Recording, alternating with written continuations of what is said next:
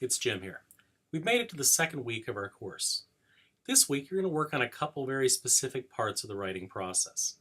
First of all, you're going to do some reading all about what a paragraph is and how a paragraph is set up. I know this is old hat for most of you, but it's still worth looking at and reviewing what a good academic paragraph is based around. Secondly, you're going to be watching some videos and reading a little bit about pre-writing or invention. A good writer doesn't just sit right down and begin writing. Rather, he or she takes some time to cluster, to bubble, to brainstorm, to free write, to do the kinds of things that end up creating an inventory of the ideas that you might use for your writing. If you're the kind of writer who tends to have writer's block, doing lots of pre-writing before you ever sit down and start drafting will help make sure that you don't get caught, that you don't end up having that writer's block that keeps you from moving ahead, because you'll always have something else to write about. Also, during week 2, you should be continuing to read in The Tattooed Soldier. Aim for being about 2/3 of the way through by the end of the week.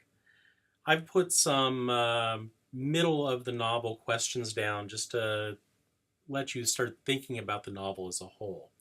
And next week you'll actually be writing on a more formal essay on The Tattooed Soldier.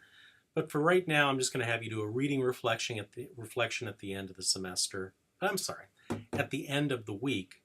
And also, you're going to go back and write about reading and annotation techniques.